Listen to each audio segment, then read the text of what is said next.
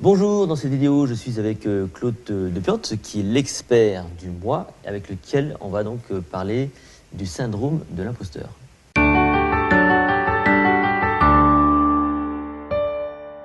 Claude, bonjour. Bonjour Vincent. Donc le syndrome de l'imposteur, je vais juste préciser ce que ça signifie. C'est tout simplement cette problématique que moi, en tout cas, j'ai pu remarquer chez certains experts. C'est-à-dire qu'ils ont parfois du mal à se mettre en avant. Ils ne sont jamais satisfaits de ce qu'ils font. Donc notamment sur Internet, eh bien, ils veulent toujours chercher la perfection. Et au final, on se rend compte qu'ils ont une image assez peut-être négative ou peut-être un manque de confiance dans ce qu'ils font. Alors toi, Claude, tu es plutôt thérapeute.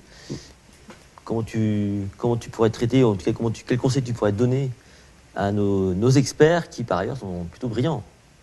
Mais bonjour à tous. D'abord, ça me concerne directement parce que moi, en tant qu'expert dans un domaine, j'ai ressenti exactement ça à un moment de ne pas me sentir finalement à la hauteur. Mais derrière ça, comme tu le disais très bien, il y a ce message contraignant qui est finalement derrière notre psychisme, d'un point de vue éducation, c'est le fameux « soi parfait ». Mais derrière le « soi parfait », il y a parfois une manière aussi de ne pas affronter la réalité, de ne pas passer à l'action. Ouais. Et ça, moi, je l'ai remarqué assez souvent parce que on a des experts qui sont arrivés assez tôt sur Internet, etc. Et qui, en fait, ont mis énormément de temps avant de se lancer, sachant qu'en fait, on peut toujours faire mieux, en fait. Il n'y a pas de limite à tout ça. Ben c'est ça la difficulté. C'est parce que dans l'idée du soi parfait, il y a une idée irréelle, une idée qu'on peut jamais atteindre, et donc c'est la course perpétuelle. Ouais. Et tu m'avais dit un truc intéressant tout à l'heure, en fait, quand on discutait, c'est que on parlait des web TV notamment, et tu disais de toute façon, si je teste pas, je ne progresserai pas. Et si on veut combattre un petit peu ce syndrome de l'imposteur, moi c'est un des conseils que je donne, de toute façon, c'est déjà de faire une petite rétrospective sur ce qu'on a déjà fait pour se rendre compte qu'au final, on a déjà fait beaucoup de choses et que si on est arrivé à ce stade-là, c'est sans doute parce que aussi on a tenté notre chance à un moment donné, quoi. Exactement. Milton Erickson, le père de l'hypnothérapie moderne, disait il n'y a pas d'échec, il n'y a que du feedback. Mais si on n'a pas de feedback, on n'avance pas.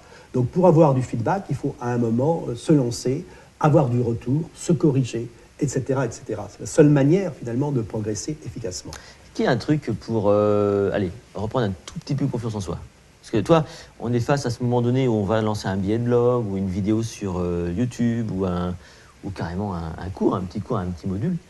Et on peut être à un moment donné bloqué en se disant on relit et puis on se dit que c'est pas assez bon. Est-ce qu'il y a un truc? Ben moi, je crois que le truc que j'évoquerais finalement le plus, c'est pour nous redonner de l'objectivité. C'est de travailler sur ses propres histoires de vie. Parce que, finalement, on s'est aperçu qu'on a fait beaucoup de choses dans sa vie, beaucoup de choses positives.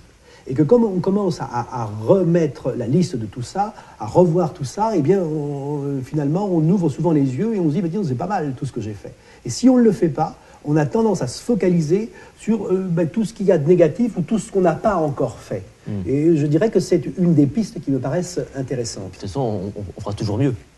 On peut toujours faire mieux. Il y a toujours quelqu'un qui est meilleur que nous, quelqu'un qui est moins bon que nous.